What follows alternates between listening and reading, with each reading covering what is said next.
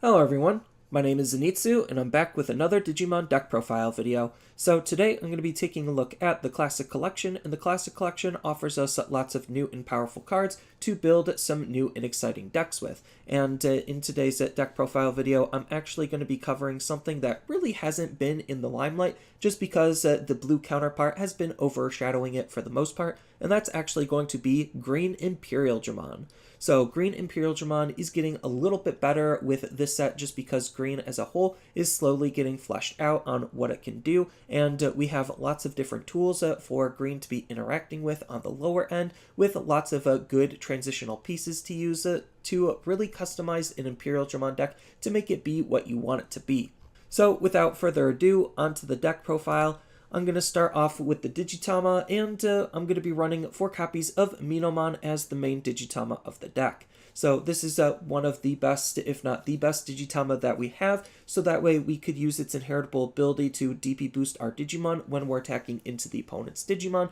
because, well, that's just what Green wants to be doing as a whole. So what its inheritable ability is stating more specifically is when attacking, if you're attacking one of the opponent's Digimon, then this Digimon gets plus 1000 DP, and we need that DP boost to ensure that we're going to live through the attacking the opponent's Digimon. And then the 5th Digitama could really be anything you want it to be. I'm just going to be running 1 copy of Pinamon to act as a solid card draw engine for the deck. So what this card is doing is it has a very similar style of effect as Minomon, except the big difference is this is limited to once per turn, and instead of gaining us DP, it's allowing us to draw cards, which is pretty decent at the end of the day, because we still need to try to find some of our parts and pieces. But again, this is mostly just going to affect the high-level Digimon, making it not as good as just DP boosting our Digimon, so that way we could use Minomon with a lot of lower-level Digimon. But Pinamon is still really good just because it's acting as a solid card draw engine. But like I said, this is just the flex spot of the deck, and it could really be any Digitama you feel like you want to be using. Next up, onto the rookies, I'm going to be running 4 copies of Tentomon. So this is the BT01 version of Tentomon, and this version of Tentomon is really good because it has this nice inheritable ability of when attacking, not limited to once per turn, you get to suspend one of the opponent's Digimon with 3000 DP or less down. So this is really decent in the current meta just because there's a lot of hard play rookies that want to dig and search, and there's a lot of reason that people want to be hard playing rookies and sitting on their rookies. So the fact that we have this Tentomon to suspend those rookies so we could actually attack into them is just really, really powerful right now. Next, I'm going to be running 4 copies of Kokuwamon. So I've been going back and forth on whether Kokuwamon is actually a good card, but I think for this style of deck, Kokuwamon is pretty decent. It's a little bit unfortunate that he does Evo for 1, so he is a little bit more on the expensive side, whether you're hard playing him or digivolving into him. But he's just that important of an inheritable ability for our higher levels to, well, hit as hard as they possibly can, because he has this nice inheritable ability where during your turn, while your Digimon is level 6 or higher, it gains security attack +1, allowing us to actually deal lots of damage onto the opponent, because Imperialdramon is a type of deck that wants to unsuspend ourselves, so we could actually use this ability to be able to unsuspend ourselves to deal even more damage than the opponent might be expecting, making Kokuwamon just a very powerful inheritable to be using. Next, I'm going to be running 2 copies of Tentomon. So this is the starter deck version of Tentomon, and this card is just acting as some additional card draw for the deck. So he has the powerful on-play ability where we get to reveal the top card of the deck, and if it's a green Digimon card, then we get to add it into our hand, otherwise it goes to the bottom. So I'm only running 2 just because our cards aren't exactly all green, so it does have a slightly higher chance of whiffing, making it not as good, but it's still a pretty solid card to try to dig through our deck and draw extra cards with. And then the last rookie of the deck is going to be 4 copies of Palmon. So this is the starter deck version of Palmon, and this Palmon has basically the same type of inheritable ability as Minomon, and having that redundancy in the abilities on different levels just allows us to make our Digimon that much more powerful. So its inheritable ability exactly states when attacking not once per turn. When this Digimon is attacking one of the opponent's Digimon, then it gets plus 2000 DP, so this combined with Minomon means that our Digimon is going to be getting plus 3000 for swinging into the opponent's Digimon, which is a pretty sizable boost. Next, on to the champions, I'm going to be running 4 copies of ExVeemon. So ExVeemon is a very powerful card for this deck to be playing around with because, well, it's giving the green side of Imperial something it didn't have access to before, which is the jamming ability. So the main purpose and reason why we're playing this Digimon is for his inheritable ability, where during your turn, while this Digimon has Imperialdramon in its name or free in its trait, then it gains the jamming ability. So the big thing that kept green back from being actually as successful as blue is the fact that the combo potential isn't exactly the strongest, and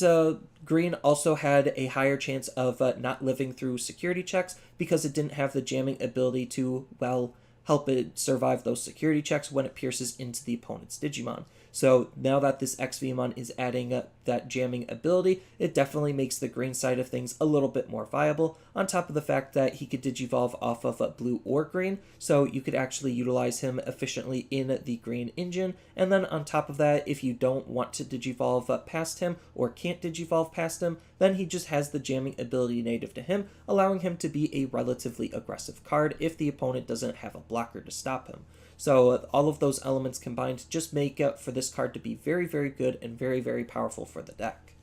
Next, I'm going to be playing 4 copies of Woodmon. So this is another flex spot of the deck. I'm just dedicating this to be the deck's dedicated blocker slots. So if you wanted to run the starter deck Kabuterimon over this card or a combination of the two, by all means do so. I don't necessarily think that's bad or wrong in any way, shape, or form. It's just this is going to be the blocker slot of the deck, so I think having some form of defense is still relatively important, and based on how much removal is currently in the game and what they're targeting, I think Woodmon is just a little bit of a stickier card, making him just a stronger blocker to be running as a whole. And then the last champion of the deck is going to be 4 copies of Stingmon. So this is the BT03 version of Stingmon, and this Stingmon is pretty good not only because he's a tempo efficient card, allowing us to evo him for 1 versus 2 on some of our other cards to easily climb our stages with, but on top of that he has a nice inheritable ability where during your turn, once per turn, when this Digimon deletes an opponent's Digimon and survives the battle, then we get to gain 1 memory, allowing us to, well, be memory efficient with some of our other cards as well when we're trying to aggress onto the opponent. So I think this is just a pretty good card to be using as a whole, but this could be another flex spot of the deck, allowing you to run basically any other level 4 that you feel like you want to be running. Next, on to our ultimates. I'm going to be running 4 copies of Lilamon. So Lilamon is still just that good of a ultimates to be running, even though we do have the possibility of not being able to Digivolve this on top of ExVeemon, because ExVeemon isn't counted as a green Digimon. We don't necessarily mind, because if we're able to see our parts and pieces and play consistently, then this card is just absolutely insane because its Digiburst ability allows us to suspend one of the opponent's Digimon, allowing us to, well, actually be able to attack into it, or create some very powerful play lines where we could move this out of phrasing. Then we could Digiburst, suspend an opponent's Digimon down, then Digivolve into the brand new Imperialdramon to be able to swing into said suspended Digimon. So it's just a really good card to try to help control the field with, and on top of that, it also has a nice inheritable ability that we could definitely take advantage of, where when attacking, if we have a Tamer in play, doesn't even specify a specific color, it just requires a Tamer in play, then we get to suspend one of the opponent's Digimon down, and with the way Imperialdramon wants to work, especially on the green side because we're leaning a little bit more into the piercing one, we definitely need a recursive way to suspend the opponent's Digimon down, so that way we have multiple avenues on trying to attack into it to, again, control the field, making Lilamon just that good of a card to run. But if you feel like, for consistency's sake, you just want to run any of the Imperialdramon level 5 support cards, then by all means do so. I just think Lilamon is still just that powerful of a card to be running. And speaking of being able to suspend the opponent's Digimon down, I'm going to be running 4 copies of DinoBeemon as the last ultimate of the deck. So this is a pretty okay DinoBeemon. It's definitely a huge step up from the DinoBeemon before, because this card is just doing, well, more things for what the deck is trying to do. So what this card is doing is he has 2 abilities, 1 native to him, 1 inheritable. The ability native to him is a when Digivolving ability. If we have a card with free in its trait in this Digimon's Digivolution source, then we get to suspend one of the opponent's Digimon down with 5,000 DP or less. So it's just allowing us to rest or suspend one of the opponent's low-level Digimon, so that way we could attack into it and, well, delete it. And then on top of that, it has a nice inheritable ability where during your turn, when one of your Digimon with Imperialdramon in its name deletes an opponent's Digimon by battle and survives, then we get to gain 1 memory, so it's acting as some additional memory gain when we're swinging and deleting the opponent's Digimon with our Imperialdramons. So it's just a pretty decent inheritable ability to be using all around, but the big reason why we're using it is actually for its when Digivolving ability to try to help control the field. Next, on to the Megas, I'm going to be running 4 copies of Imperialdramon Dragon Mode. So this is the Classic Collection version of Imperialdramon Dragon Mode, and this is just a good card in general because it's doing everything that blue wants, and it's doing everything that green wants, making it just the best Imperialdramon to run no matter which version of the deck you're playing.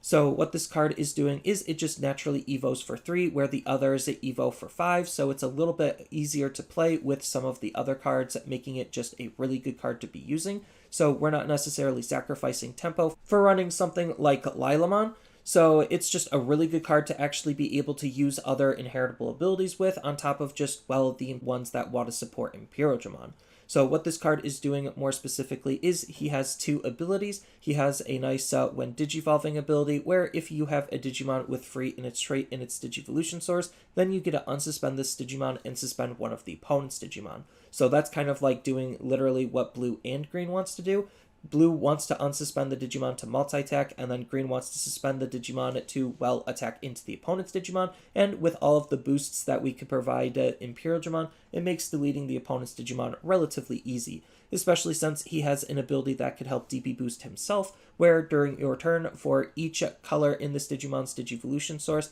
then it gets plus 1000 DP, so at best, as of right now, he could be up to 13 swinging into the opponent's Digimon that he's suspended, and we have different ways of aggressing onto the opponent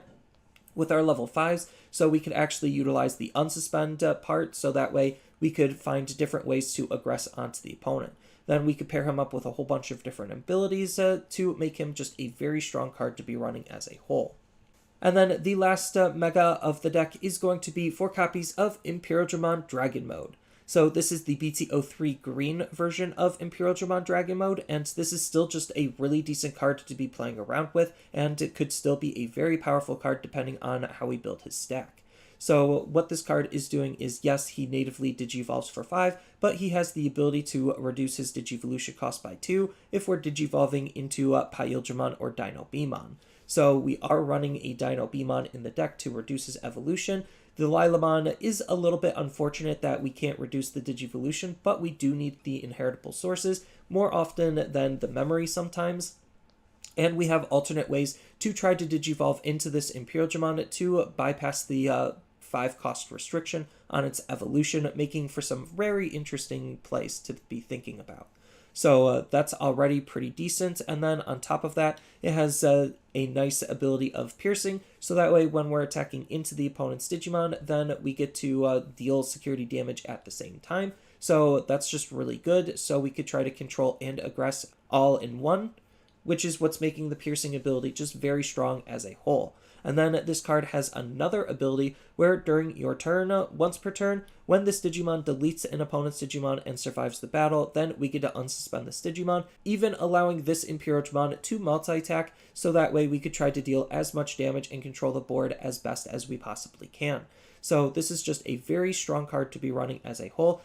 Next, onto the options, I'm going to be running 1 copy of Hidden Potential Discovered as the only option of the deck. So Hidden Potential Discovered is still just that insane of a card. This card is mainly meant to be played with the green Imperialdramon as an alternate way to, well, reduce its evolution costs in case we don't necessarily have our DinoBeemon set up in our stack. So what this card is doing specifically is it has the main ability where the next time one of our green Digimon Digivolves into a Digimon this turn, then we get to suspend a Digimon on our field to reduce the memory cost of its Digivolution by 5. So this is really, really powerful just because it allows us to, well, basically evolve into 0 into any of our Mega level Digimon, and that's what's making this card really, really powerful, is just allowing us to go into a fast level 6. and then on top of that, it has the security ability of being able to add itself to our hand. So running it at 1 just because we're limited to 1 isn't necessarily the worst thing in the world, because of the security ability actually allowing us to use it if it's in our security instead of it being a dead card in our security. So it's just a very solid card to be playing with still. And then lastly, onto the Tamers, I'm going to be running 4 copies of Davis. So Davis is just that important of a card still to be running for the deck because, well, it's our main card that we're going to be using to make our cards as tempo efficient as we possibly can, because he's going to be acting as the dedicated memory fixer for the deck. So if our memory is ever less than 3, he's just going to always hard set it to 3, and we're basing a lot of our plays off of having 3 memory. And then on top of that, he has another ability, which is his on-play ability, where we get to check the top 3 cards of our deck and add 1 blue and 1 green Digimon, which we're playing both colors in the deck, from among them into our hand, and the rest go to the bottom, adding some decent consistency to the deck, allowing us to try to dig out our parts and pieces and dig out multiple parts and pieces if need be. So Davis is just an absolutely fantastic tamer for the deck to be running still. And then the last tamer of the deck is going to be 3 copies of Izzy and Mimi. So I think Izzy and Mimi is actually a pretty solid card to be using in this deck just because of the different ways that we have to actually play this card. So what we're doing with this card is that we're using both abilities as efficiently as we possibly can, where at the start of your turn, if the opponent has a suspended Digimon in play, then we get a gain 2 memory. It also has another ability that we could try to take advantage of where during your turn, when you attack with a green level 5 Digimon, you could suspend this tamer to reveal the top 3 cards of your deck, and you get a Digivolve into a green level 6 Digimon from among them on the attacking Digimon without paying its Digivolution cost. And then the rest go to the bottom. So basically, the whole idea is it's allowing us to actually use our Lilamon to try to suspend the opponent's Digimon, swing into it, then use Izzy and Mimi to try to Digivolve into Imperialdramon off the top of our deck, which will then allow us to actually use our green Imperialdramon relatively efficiently with no loss of tempo. So that's just very, very powerful, and unfortunately it does only work on the green Imperialdramon, and it doesn't work on the blue Imperialdramon, but it's still just a decent tamer to be sitting around because both of our level 5s want to suspend the opponent's Digimon and attack into it, allowing us to try to actually use this card to try to cheese an Imperialdramon evolution. And then we still have a ton of room for customization based on what you want to try to gain out of the deck and the different ways that we have to actually build this type of a deck. So if you're still thinking about utilizing the green core, Motomiya is still just a really good Digitama to think about as an alternate Digitama to try to DP boost your Digimon with. Tentomon's really good at shutting out the opponent from trying to gain memory on anything but their tamers, so there is just a lot of memory manipulation going around, so any way you have to limit that is going to be really, really hard on the opponent if Tentomon is not dealt with. Depending on your tamer lineup, you could customize the deck to actually include hybrids, so whether it's going to be Lobomon or Arbomon, it doesn't necessarily matter depending on your build. The fact that we have hybrids in both of those colors is really, really good because, well, hybrids win games. Then we even have the Classic Collection version of Stingmon to be playing around with to try to give the piercing inheritable to your Imperialdramons, depending on what your Imperialdramon lineup is looking like, and then on top of which he also has the piercing ability native to him. So in our green version of the deck, we have lots of ways of DP boosting on our lower levels, so we could have a very aggressive level 4 thanks to Stingmon and all of our inheritables. Then there's just a whole bunch of other tempo-efficient cards that you could be thinking about playing around with on our level 4 slot. So you could use the Blocker Kabuterimon, you could use BT01 Kabuterimon, you could use Vegemon. There's just a lot, and just the value of evoing for 1 is really, really important, just because we want to try to be as tempo-efficient as we possibly can.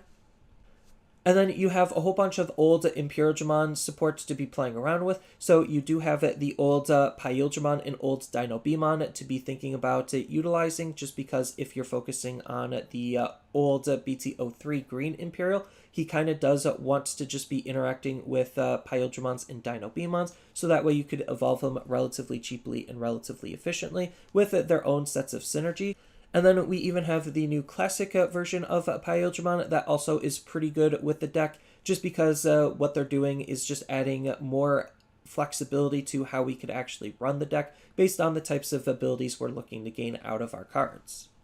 then green has some very strong level 5s to be playing around with if you don't want to be running some of the Imperialdramon support. So we could consider running Argamon level 5 just because Digisorption is really good, allowing us to Digivolve into this for 0 basically, and then get into a fast level 6 is just always good. And its inheritable ability allowing us to play free level 3 Digimon is always good because free value is good value. And depending on what our stack is looking like, we could even think about using something like the classic version of Lilamon based on the fact that we are trying to suspend the opponent's Digimon down, and Lilamon is going to be rewarding us with Security Tech +1 for trying to do that type of strategy. Then we even have the starter deck Mega Kabuterimon just to basically be piercing without the piercing. And then if you wanted to, you could even think about splashing in a little bit of the blue Imperialdramon because, well, the blue Imperialdramon is still really good, and all of the Imperialdramon cards just kind of want to be played with each other and work very nicely with each other. Then as far as some options go, you could run Needle Spray as one of the best generic ways to suspend the opponent's Digimon down to, well, attack into it. There are some other really decent options to be playing around with for green that suspends the opponent's Digimon down or take advantage of them being suspended. And then we have some other really decent tamers to be thinking about playing with. So Mimi is just one of the best green tamers if we're trying to double down and focus on green level 6s. And then we also have Ken to think about just because Ken is another card that's interacting with blue and green Digimon and rewarding us for deleting the opponent's Digimon by gaining us a memory when we're just trying to pierce into the opponent's Digimon. But for the most part, this is just my interpretation on what a green Imperialdramon is going to be looking like. It's still a little bit in a tougher spot compared to blue, just because the tools aren't necessarily lining up as nicely as blues, but the fact that we still have lots of powerful things we could do with a green core or green engine for Imperialdramon is something to definitely take note of, because the more expansive the tools get, the more we could possibly do with those tools, and the fact that Imperialdramon is one of the decks that could extend into either colors, and we have more ways to transition into our higher level Imperialdramons, just make for some really interesting combinations to think about. And again, I don't necessarily think the green version is better than the blue version, because a lot of the support does seem to want to support the blue, because the new Imperialdramon is blue, making things a little bit harder to be running for the green side, but I still think there is some fluidity to what green can do as a whole, and it's something definitely worth looking into and exploring. So that's all I really have for this video. As always, feel free to tell me your thoughts down in the comments below, and down in the description below are a couple of different ways you could support me and the channel. So I do have a TCG Player affiliate link, so when you use that link to buy cards off of TCG Player, then some of that money will go to supporting me and the channel. I also do make and sell playmats over on Overcard Gamers on Facebook, so when you buy a playmat with my design, then some of that money will also go to help supporting me and the channel. And on top of all of that, I do have a Twitch account over on twitch.tv/Zenitsu, so giving me a follow and a subscription also helps support me there, and I do play Digimon on top of various other games on that platform as well. So thank you everyone for watching, and as always, don't forget to like, share, and subscribe for more content, and I'll see you in the next video.